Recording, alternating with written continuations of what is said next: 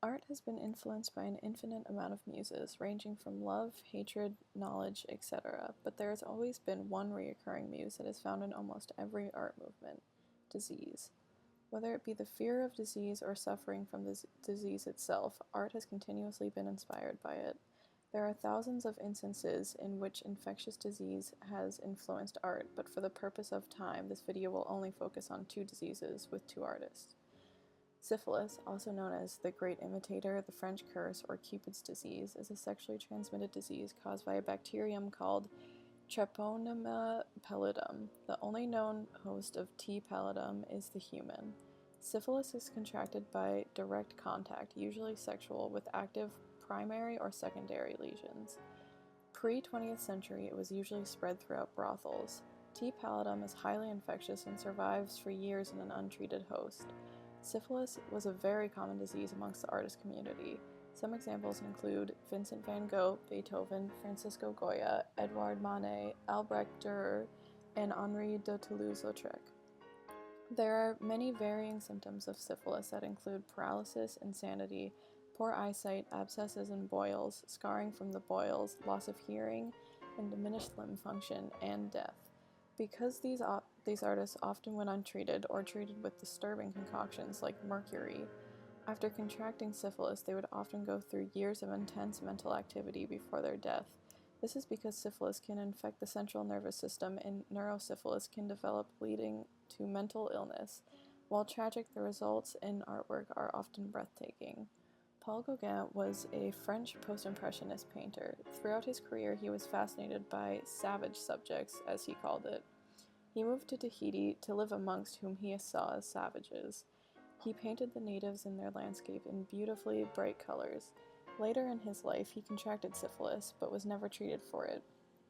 The last few years of his life, his artwork was the most reflective. He painted references to lovers and friends from his past. In one of his works, Where Do We Come From? What Are We? Where Are We Going? He reflects the meaning of life, something he had never previously done. Gauguin indicates that the painting should be read from right to left, with three major figure groups illustrating the questions posed in the title. The three women with a child represent the beginning of life, the middle group symbolizes the daily existence of young adulthood, and the final group, according to Gauguin, an old woman approaching death, appears reconciled and resigned to her thoughts.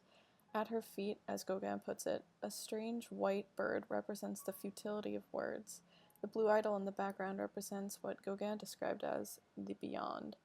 Of its entirety, he said, "I believe that this canvas not only surpasses all my preceding ones, but that I shall never do anything better or even like it."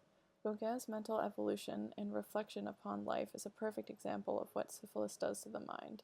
His story is not too different from other artists who suffered from syphilis.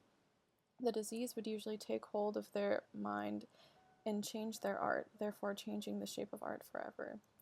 HIV/AIDS is another infectious disease that has left its mark on art history. In the case of HIV/AIDS, it has stunted the evolution of art, for in the 1980s and 1990s, it decimated the art community. Some artists whose lives were taken by the disease include Keith Haring, Robert Mapplethorpe, Felix Gonzalez Torres, Ray Navarro, Hugh Steers, and Robert Blackhorn. These are just a few victims out of the estimated 39 million people that have died worldwide since the first cases reported in 1981. The artist community was losing friends and colleagues at an alarming rate. They responded in their art with themes of fear, anger, sorrow, defiance, and confusion. Fear also caused the public to go against the art community, leaving many of them to feel isolated or abandoned, which is also reflected in their art. HIV stands for Human Immunodeficiency Virus. HIV is a virus spreading through the body fluids, often transmitted sexually or through tainted needles, that affects specific cells of the immune system, called CD4 cells or T cells. Over time, HIV can destroy so many of these cells that the body can't fight off infections and diseases. When this happens, HIV infection leads to AIDS. There is no cure for this disease. Keith Haring was an American artist and social activist. His bright and colorful pop art revolves around themes of birth, death, sexuality, and war. The themes of AIDS is very apparent in his late work, most likely due to the heavy influence on his personal life. In a passage of Herring's journals, he mentions the disease claiming his friends' lives, and later passages show Herring increasingly worrying about his own HIV status. For Herring, the fear was based in watching his friends die, not on his own delicate health. Herring avoided testing for many years, but he felt it coming even then, and the impending diagnosis drove his work. In 1987, he wrote in one of his journals, "The odds are very great, and in fact, the symptoms already exist. I know in my heart that is only divine intervention that has kept me alive this long. I don't know if I have 5 months or 5 years, but I know my days are numbered. This is why my activities and projects are so important now, to do as much as possible as quickly as possible." He painted many pieces dedicated to spreading awareness. In his last painting, he paints a self-portrait. Although it is titled Unfinished, it most certainly is finished. Herring knew that he would be unable to continue work. This unfinished painting refers to that self-consciously as a visualization of how the AIDS crisis and the government neglect robbed him of his life and future career. Paul Gauguin and Keith Haring are two different artists, but they are brought together by disease.